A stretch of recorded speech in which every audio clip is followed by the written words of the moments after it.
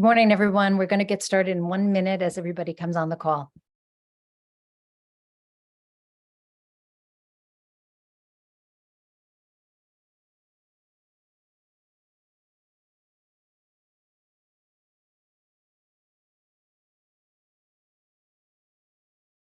Okay, as everybody starts coming on, we'll get started and they'll keep adding on.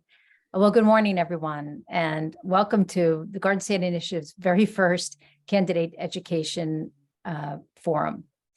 I am Regina Gia. I'm the founder and president of the Garden State Initiative, and along with me, you'll be hearing from two of the members of the GSI team, Bill Smith, who is our media and communications director, as well as Audrey Lane, who is the policy director for the Garden State Initiative.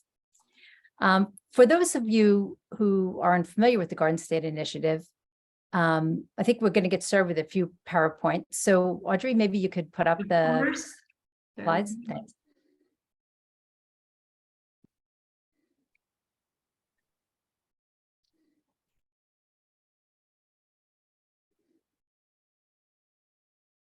Super. Good. Yeah. Full screen. Great. So, again, thanks for joining us today. And if we go to the first slide, for those of you who are unfamiliar with the Garden State Initiative, we are a 501c3 nonprofit think tank, and we focus on fiscal and economic matters primarily here across the state of New Jersey.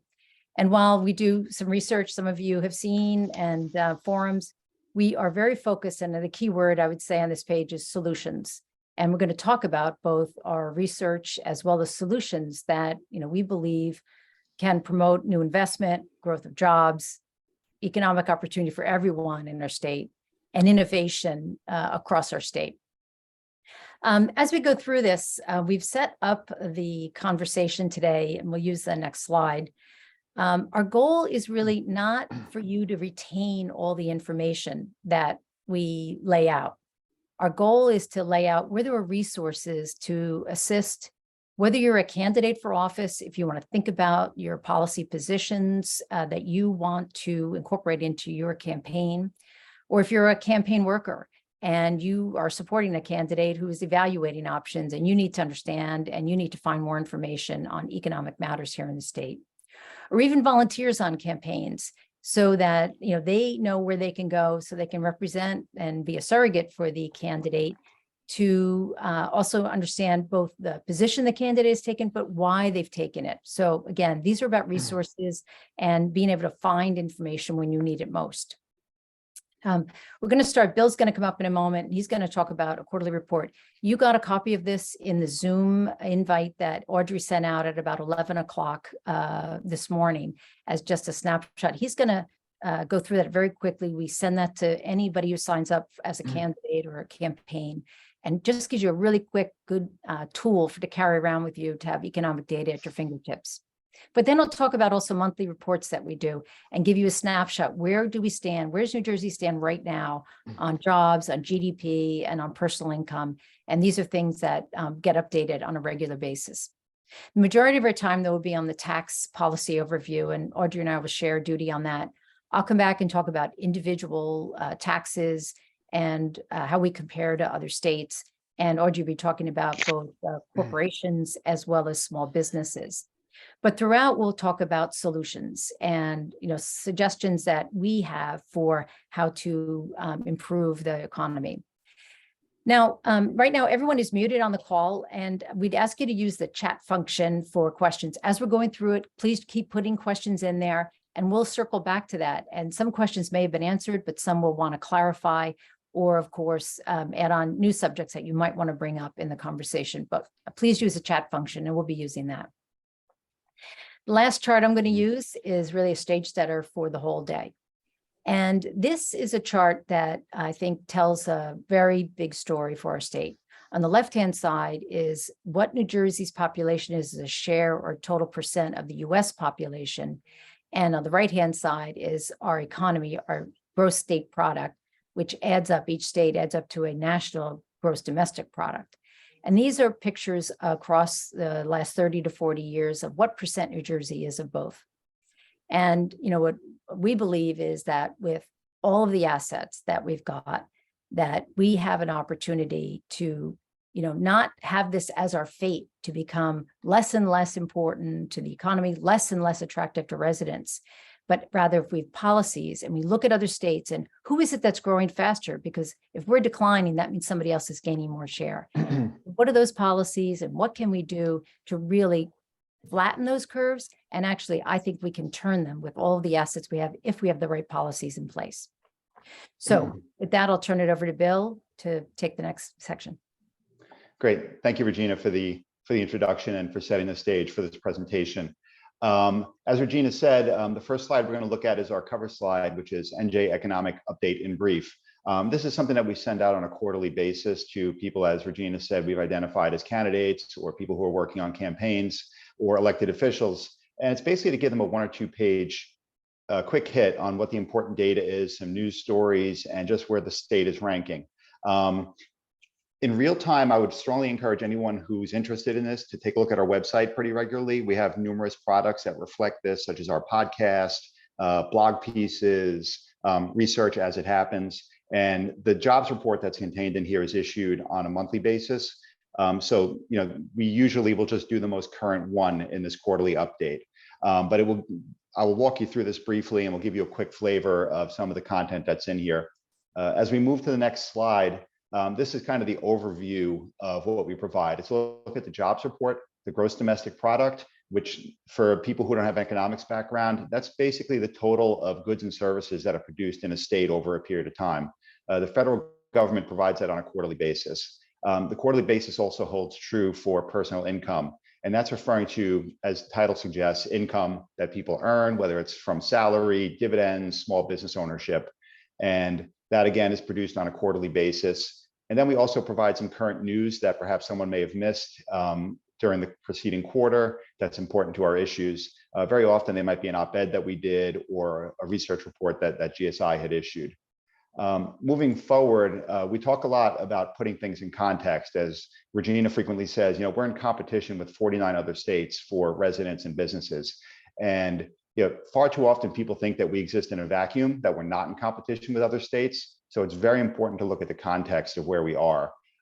You'll see here some categories that we have: property taxes, which you'll be hearing more about, income taxes, business taxes, our gas taxes, and then some of the other categories like business climate and entrepreneurship. What we do in this report is click through to the original sources that put these together so you can read them for yourself. And most times they're in pretty plain language. It's easily understandable. But it's really a great resource to get what other people are saying outside of New Jersey about New Jersey and where we rank. So I will move forward to give you a little bit more context on the jobs report. As I said, we do this on a monthly basis, and it's produced by Dr. Charles Steindl, who is a former chief economist for the state of New Jersey, and also was a vice president at the Federal Reserve Bank of New York. On a monthly basis, the state, based on federal data, puts out a report that's New Jersey specific. And we take a look at that and kind of cut through what the spin is that's coming from the Department of Labor and use Dr. Steindl's professional experience to look for the story within the story. As I said, these do come out on a monthly basis. So the May one is not included in the file that we sent you, but the latest data for this found that the state added 9,800 jobs last month.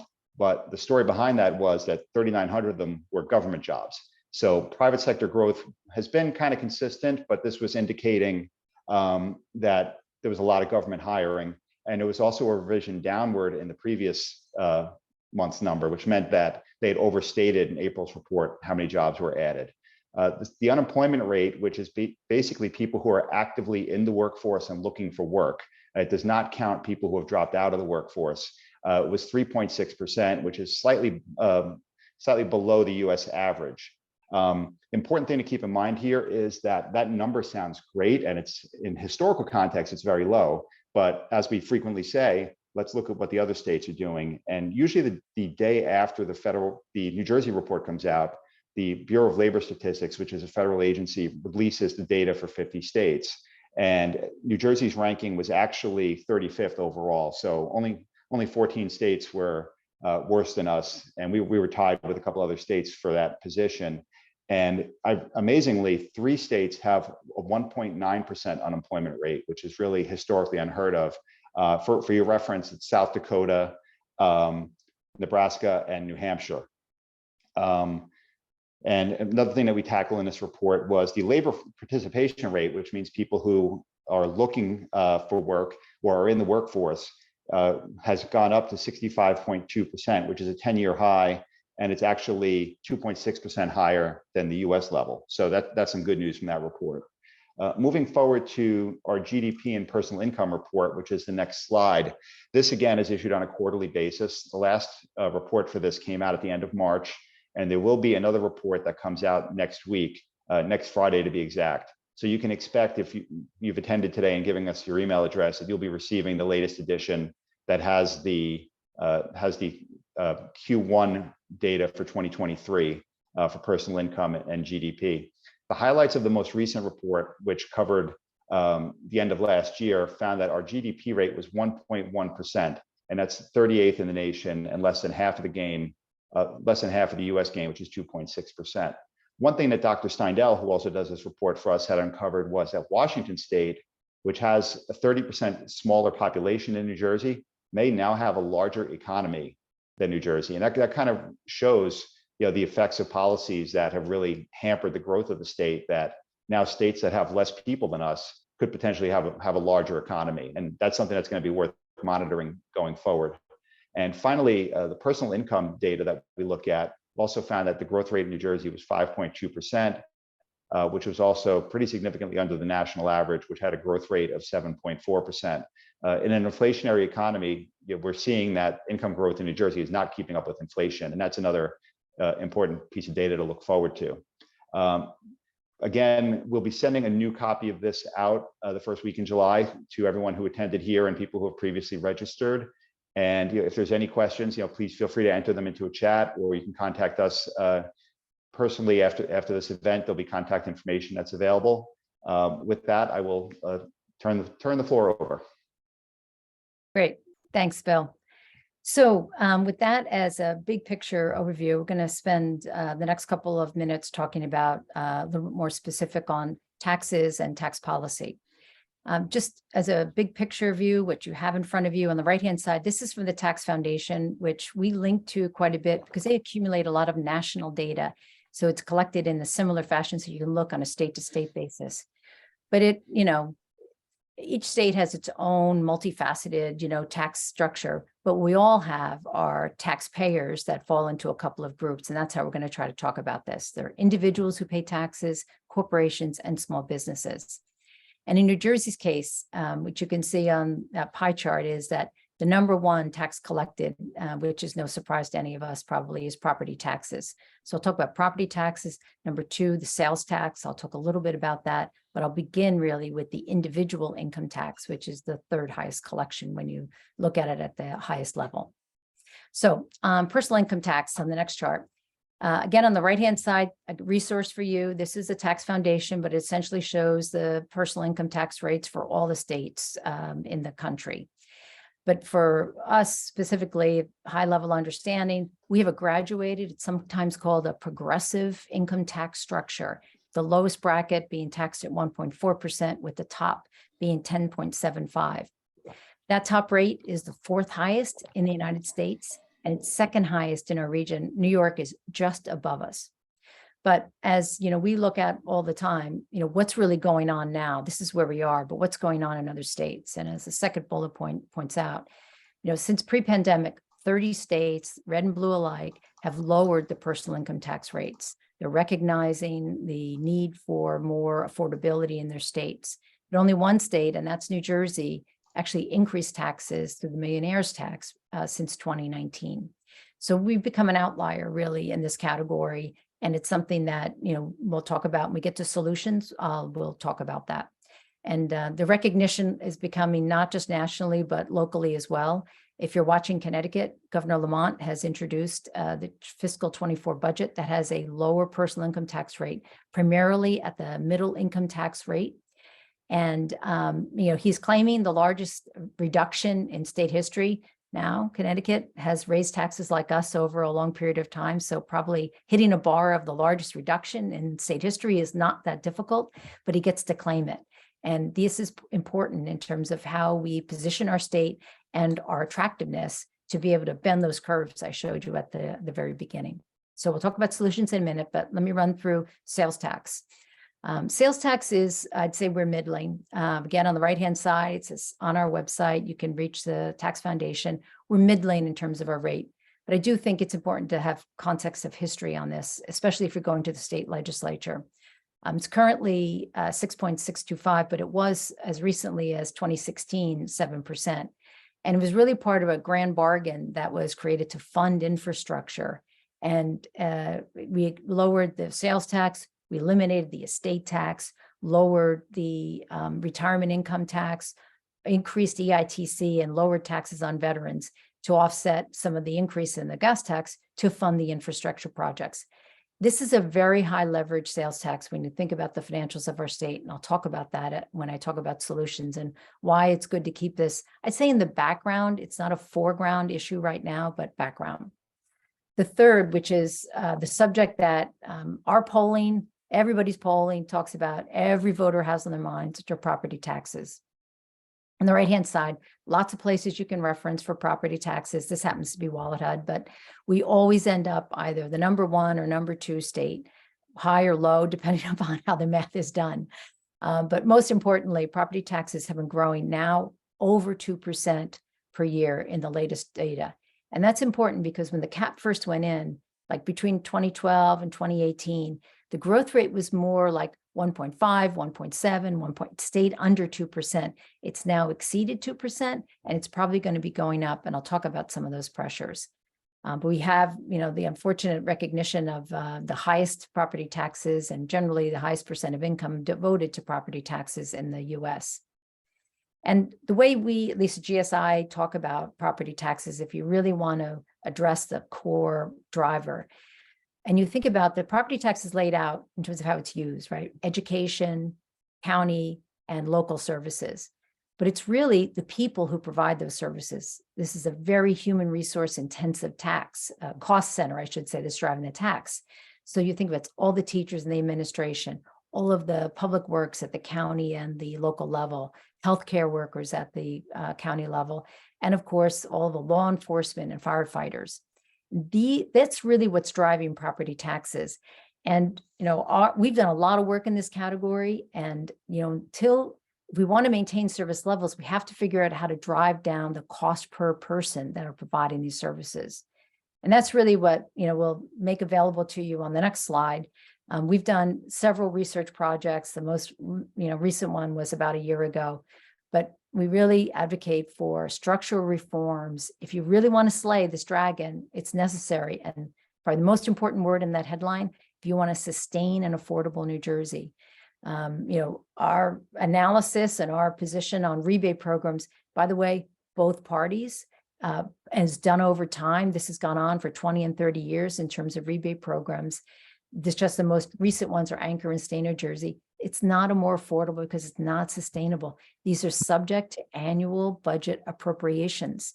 And that means that every time it gets tight, they either get narrowed or eliminated, and then you have to start all over again. And, we're advocates, we want everybody to stay in New Jersey. And so the candidates for state level offices need to evaluate, what are the kind of ideas that you want to support.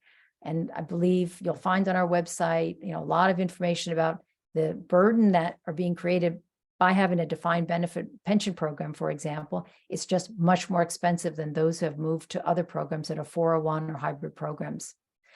Many of us know health benefits have escalated 22% this year alone, and that is unlike other states, and it's unlike the federal government health programs for their employees. It's not sustainable.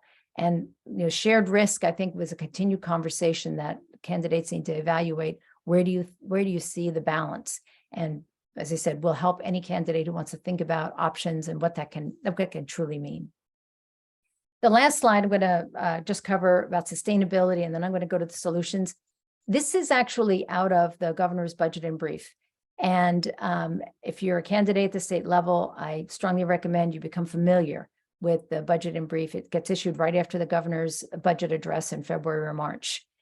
But what's, I think, important to observe about this is this revenue growth is really reflective of spending growth.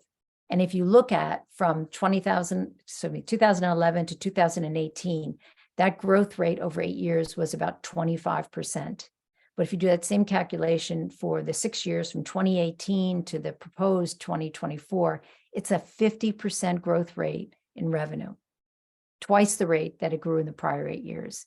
Now, certainly some of this is federal injection of stimulus and COVID relief funds, but it's also a reflection of escalating tax rates. And that's why, we advocate for looking at other states and calibrating our tax rates, because that is also, I believe, underlying what we've been hearing for the last 30 days. If you're watching, listening to the treasurer or the governor, you're talking about we're seeing revenue softness.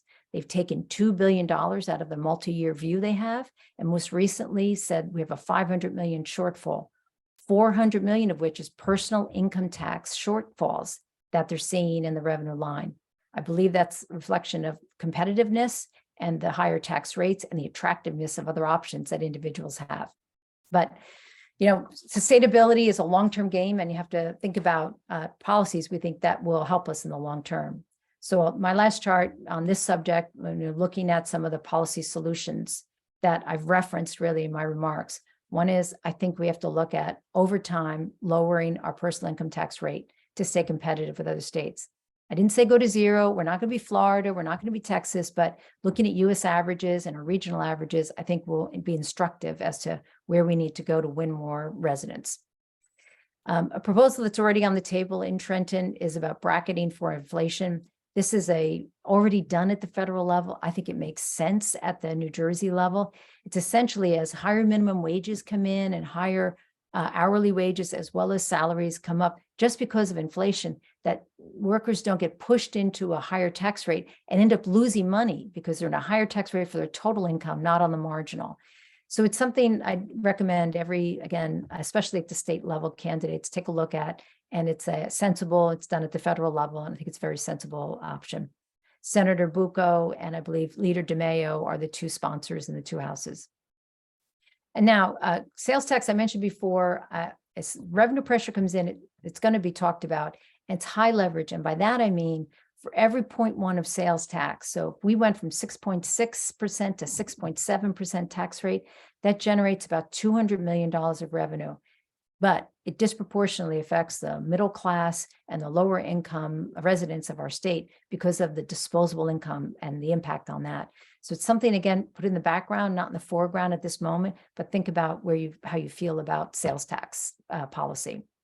Lastly, there's loads of proposals out there. Many of us have worked on them for years.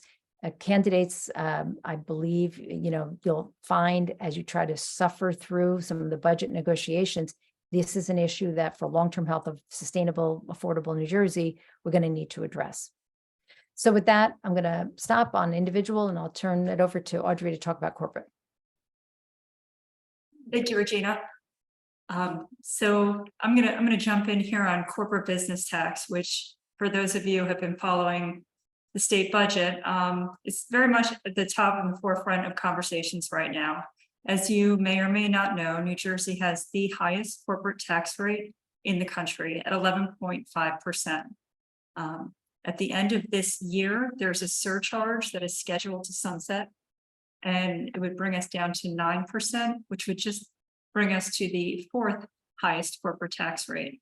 Again, you'll hear us often say one of the goals is just to bring New Jersey out of the status of being an outlier. We're certainly an outlier with regard to corporate business tax. And I'm going to get into why that's important and for you in conversations, not only for corporations, but actually the impact of people from corporations all the way down. It impacts so many people. Business applications have risen, but our formations are actually down in the state right now, which is interesting. And New Jersey tax system currently ranks 50th overall. Again, you'll see us in that outlier status right at the bottom with our state business tax climate. And one of our goals as we talk about this issue and raise light on the issue is to really talk about pro-economy, pro-growth issues when it comes to corporations. You'll see this report that we released in March is also available on our website. It's, for those of you who are interested, it's 40 pages. So if you really want to sit down one day with a cup of coffee and get through some of it, you know, it gets into details beyond what you would have imagined. And also I'm available for any questions you may or may not have. I'm embarrassed to say how many times I've read the report. If you look at our chart here, you'll see, again, not only are we the highest in the nation on corporate tax rate, but as you drill down and we think about the states that we are in competition with, and we mean that with sincerity, we are competing in the region for businesses to bring in jobs and spur our economy. We are the highest. Pennsylvania is at 8.99%. For those of you who have followed, they just enacted corporate tax rate reform that came into effect on the 1st of the year to bring down their rate and to make themselves more competitive nationally. They took advantage of the surplus in the state coffers, which some other states have done as well, in order to create this pro-growth policy that will help the state in the long run. And they're already seeing the results of making this difference. They're already attracting businesses, I would say, at the expense of New Jersey, which is something that you all may want to talk about. If you look at our New Jersey aggregate net inflow, you will see that we are losing money to every state in the nation except for Rhode Island, New York, and Alaska. It's a really startling chart if you look at it. And so this chart, I want to take a minute and explain it because we have a few that are really set up in the same way. It's a dual access chart. And if you look at the red line and the very intentional step down, that is, and overall, that is how North Carolina, which is a great example of a state that has taken a pro-growth approach, and they put out a multi-year 10-year plan to spur growth in their economy and to bring business into the state. And it's been wildly successful, as you will see in the coming charts. But if you look at this chart, the red line is a very intentional step down of their corporate tax rate, which they started back in 2008. And then simultaneously, the blue line is the number that indicates the total employment in the state of North Carolina. So you can see while the corporate tax rate goes down, the employment goes up. Another thing I want to point out is in the state of North Carolina, they were very intentional in their legislation. Each of these step downs is done on guardrails of making sure that the state is in fact reaching its revenue goals for taxation so that they can then enact the next step down. And in the case of North Carolina, not only did they reach their goals, but they subsequently over time accelerated their step downs because their revenue was meeting the goals, basically based upon their multifaceted approach for pro-growth in the state.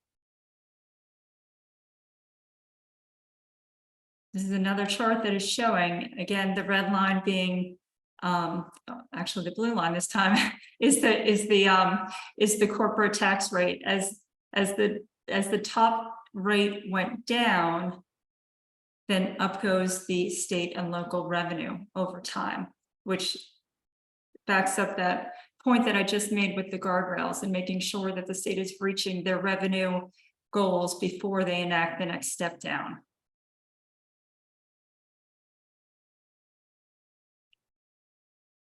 We're going to get into this a little bit more on multiple levels with regard to the growth of business establishments in states, but we are going again. Now we're back to the red line, but the red line is the corporate tax rate. That is, again, you're seeing the step down and then the total number of business establishments. And this is important in that not only is it affecting the corporations, but the ancillary businesses that support corporations at the local level and in the surrounding region. So it's not just your corporations that are affected by this policy change, but it is the ancillary businesses, it's hospitality, it's restaurants, it's cleaning services, landscape services, everything that can support a bigger economic environment. So you will see it really makes a difference on multiple levels and across multiple socioeconomic and income levels. Another state we highlighted in our research report is Indiana. And if you look at their corporate tax rate change from 2008 through 2022, they also enacted a very intentional step down, again with those guardrails. And as you watch it go down, you can also see the trend upward in employment. Of course, you've got the dip here to, due to COVID, but you're back up on the trajectory that the policy change set in motion. I want to get back to the small businesses now. I mentioned how really the corporate business policy goes hand in hand with small businesses, but last month we just released a small business report called New Jersey's Red Tape and Fees Are Hurting Small Businesses. Those are two big factors right now in small businesses, and many of you from the local level on up running campaigns are going to hear about this. This is your mom and pop shops, and it's very clear in our analysis that New Jersey is more costly to register and keep a small business relative to neighboring states. One of the problems is that we have not only your setup fee, but an annual re-registration, which is cumbersome. Other states have, they don't make it an annual fee. It could be every 5 years, or just think about the red tape of doing something every single year, as opposed to making a multi-year registration. You could really cut back and help people on the other end. And as we know, sometimes government agencies and that process just takes time in already burdened small businesses. Small companies account for 85% of all hiring, and it's an entry point for many workers in the workplace. Our regulation in this state makes this really challenging, and it's something that we need to look at as a state, and the report gets into it in more detail. I want to be also conscious of time because I know we want to have some questions at the end. New Jersey laws and regulations and occupational licensing can make it difficult for workers to start jobs. There are some businesses that have a regulation level beyond what any other state has. I mean, cosmetology is regulated at a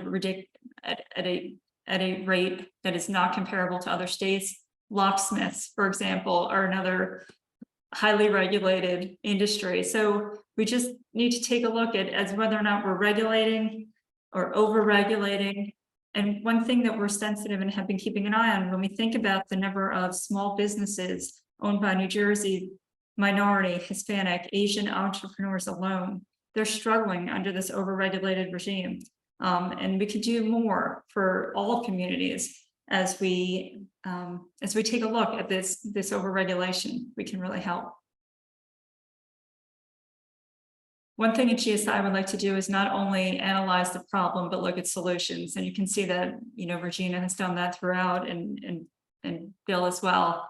Our policy solutions for economic growth are multifold. We have the first, and again, that report that I referenced earlier is to first and foremost allow the CBT surcharge to sunset at the end of this year. Let's get closer to the US average of a 5 to 6%.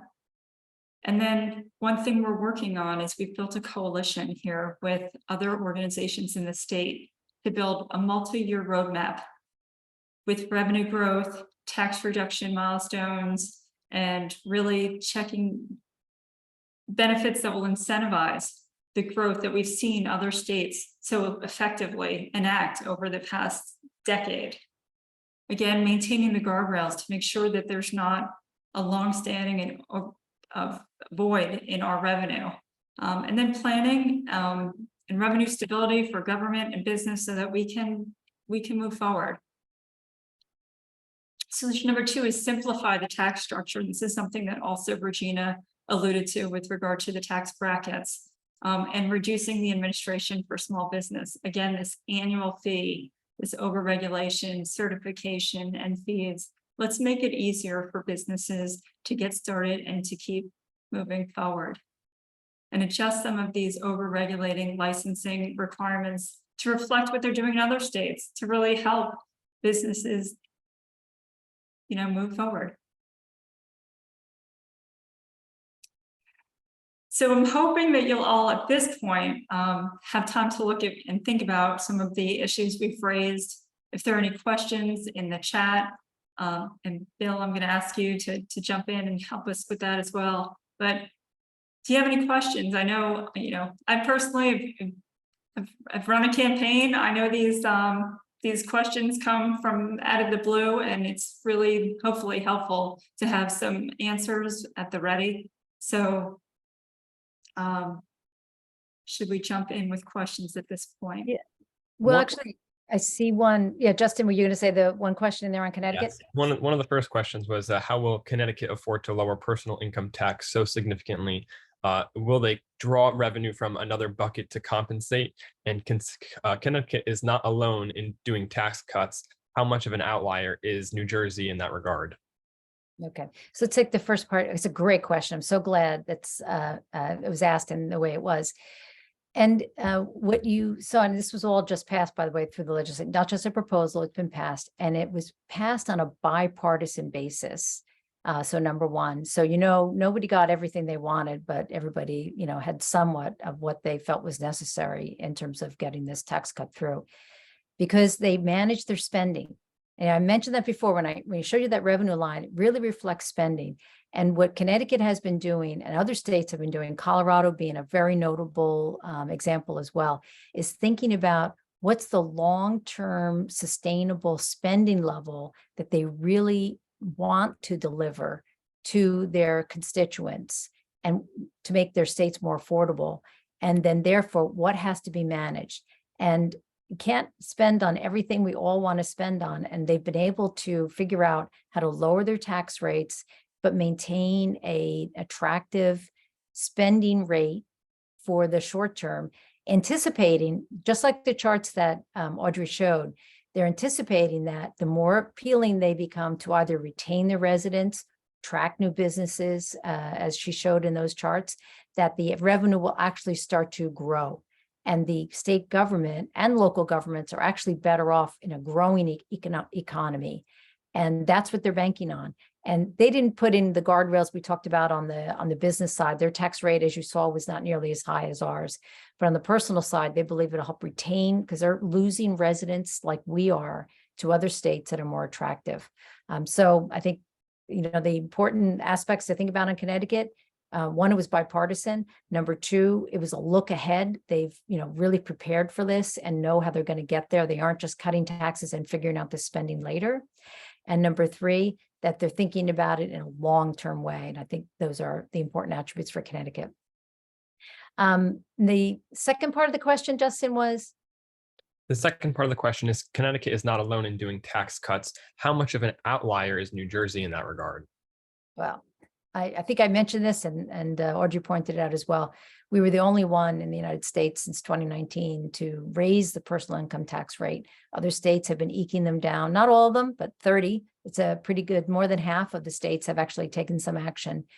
And on the business side, we used to be number 2. Iowa took on the same approach that Audrey outlined for Indiana, as well as for North Carolina.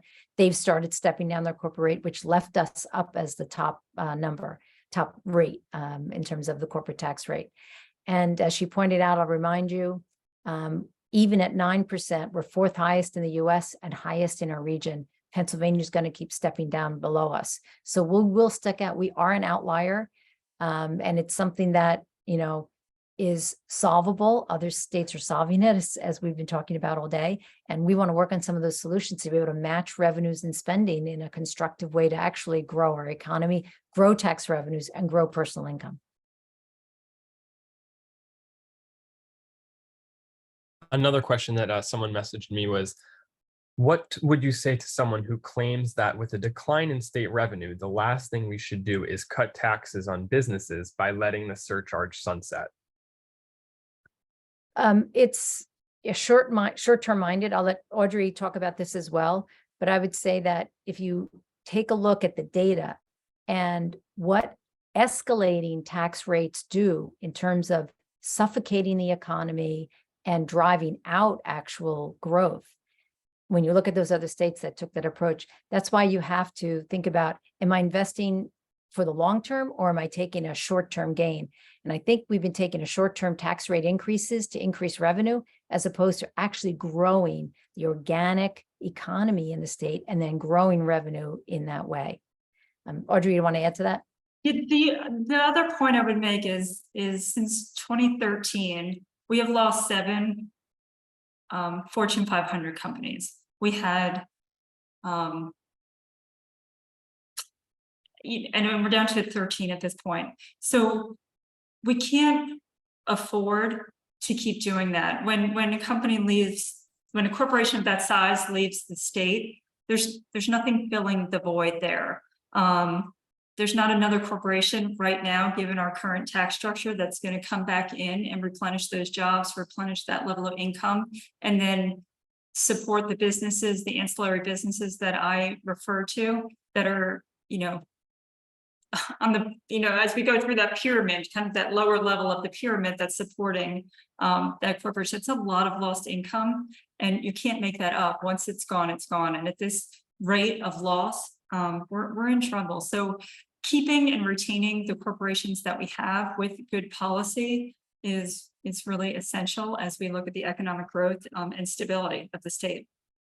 And one last point, just before we go to the next question, I wanted to make is, of course, this means you have to examine our spending.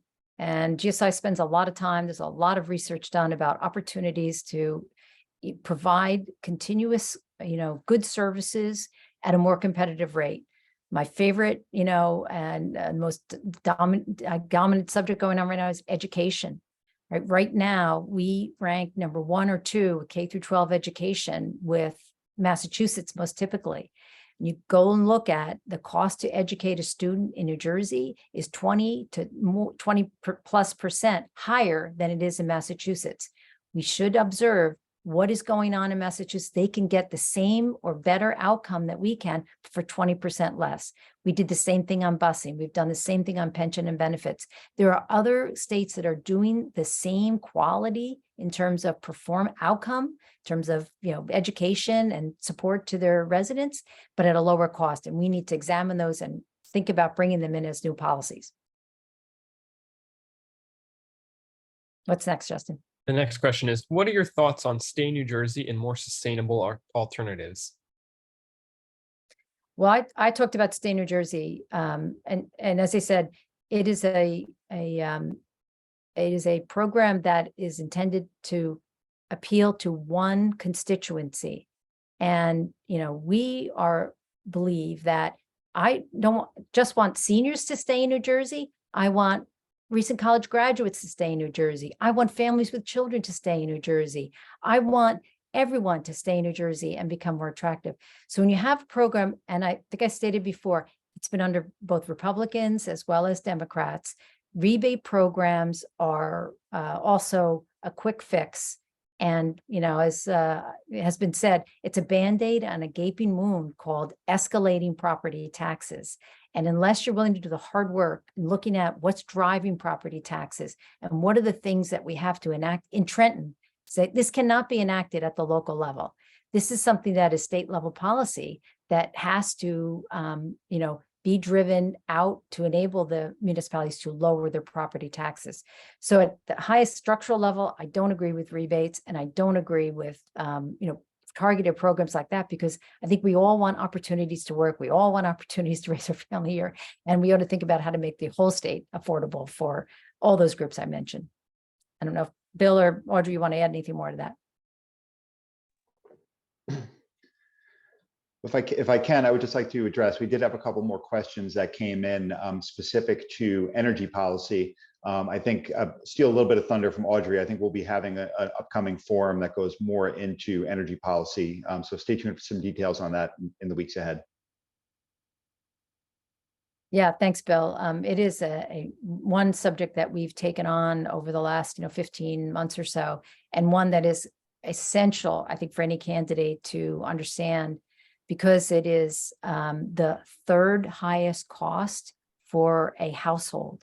So number one is how, rent or mortgage. Number two is food. Number three is energy and utilities. So it's a very important both consumer issue as we think about policy and cost of energy in New Jersey, but also for businesses.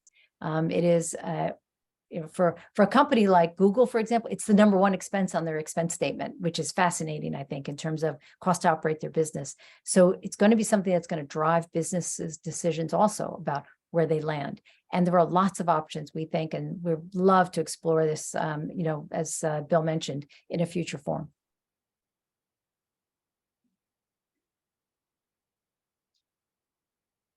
Anything else? Another question that we have is, how do we make the average voter understand why this is important, and how do we make it easy for them to understand? This meaning the overall subject, or is there more clarity? This whole subject? I believe it's in reference to the economic issues. Well, I think, and I'll let Audrey also answer this, but trying to talk about it not as tax policy with voters, but what it means to them in terms of income growth, property value growth, career, and being able to have multiple options in terms of types of jobs that are in our state, different industries in our state. So we try to reverse it and, not talk in the inside baseball language, but really talk about how does it change, in terms of your ability to raise your family here and have a great job here and increase your property value. That all comes from smart tax policy. So Audrey, I'll let you add on to that.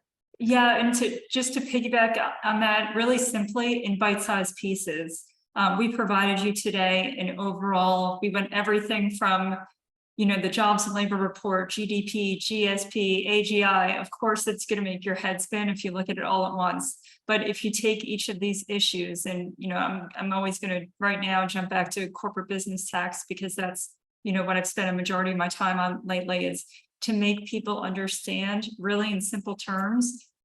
Changing the policy for the better and following what other states are doing increases jobs, increases salaries, makes a more vibrant economy, boosts local businesses. These are things that people can relate to.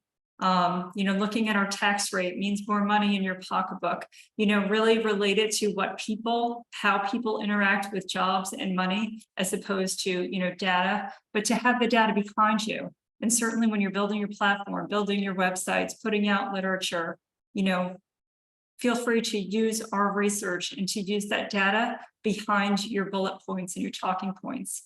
Have a few key things that you are going to repeat and say over, because as you might sound repetitive as a candidate with regard to saying some of these things, you're only talking to everyone once. So you don't need to learn this all. You need to learn a couple of bullet points that relate best to the constituents you're trying to talk to. Yeah, it's a great point, Audrey. If I can just even make a little bit more explicit, because an example you used, right? Like the, depending upon the constituency group, if it's a small business, small landscaping, small deli, kind of owner that you're speaking to, when she talked about the loss of corporate headquarters, that devastates communities, right? Where they're used to having hundreds, if not thousands of people coming to a corporate campus, and they've left our state now. That has down market, so to speak, impact. And that's why you care about how attractive we are to large corporations, because of more landscaping business, more delis, more dry cleaning businesses. So again, depending on constituencies, trying to make it, how does it affect me?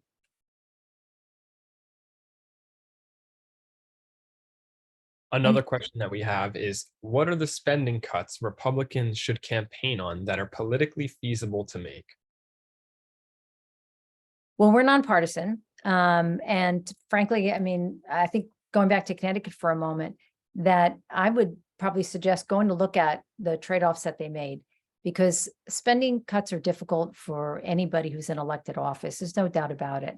And trying to, figure out where are the lowest value expenses, i.e. the expenses that can be cut out that have the least impact, on constituents, is always what you're looking for.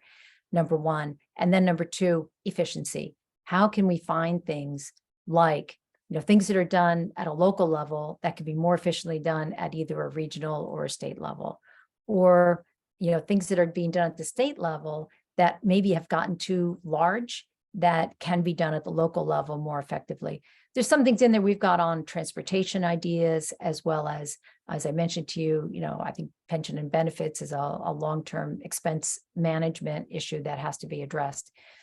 And I think the ideal is that both Republicans and Democrats have ideas, because the level of revenue, I believe, just as, somebody who has worked in both business as well as now in state and local government, that the track we're on in terms of revenue growth is unsustainable, and that's why it's faltering. And the quicker we come together as as public officials and think about how can we reduce spending in a way that, has the least impact on our state and the greatest growth opportunity, is the right solution.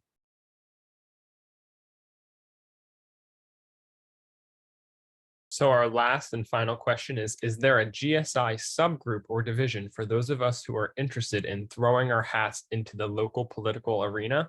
This information is excellent for answering questions and forming policy. Well, this is a two-part question. How do we get started into the fight locally so we can speak to these issues? Audrey, you want to talk about the plans? So, listen, first and foremost, you made a step here to get involved, get engaged, and learn more by being on our call. We have plans right now, and we're building, and I think, Regina, you wanted me to get into here the business coalition that. Okay. So I sort of alluded to this a little bit as I was going through our corporate business tax segment, and one of our big initiatives right now is this business coalition that we have built with other organizations in the state, and we're working on a multi-year economic growth plan that will encompass a lot of these solutions that we've talked about. And one idea, if you're at all involved in a local business or know anyone, please reach out to me to join this coalition. We're, as we speak, working on a plan to bring to light the issues that will help the economy grow over the long term. So number one is learning all of this information. Number two is you're making a step because one or more people in your circle here is running for office. Number three, to think about solutions. And number four, reach out to us to be part of the solution with regard to these coalitions in moving forward. Having the data and the information behind you as you start to think about it really makes a difference. Think about writing op-eds. If you're on a campaign, it's a great way to get out, viewpoints on these issues. I don't want to get ahead too much, but as you can see on our screen, I have both my email address and Bill Smith's email address.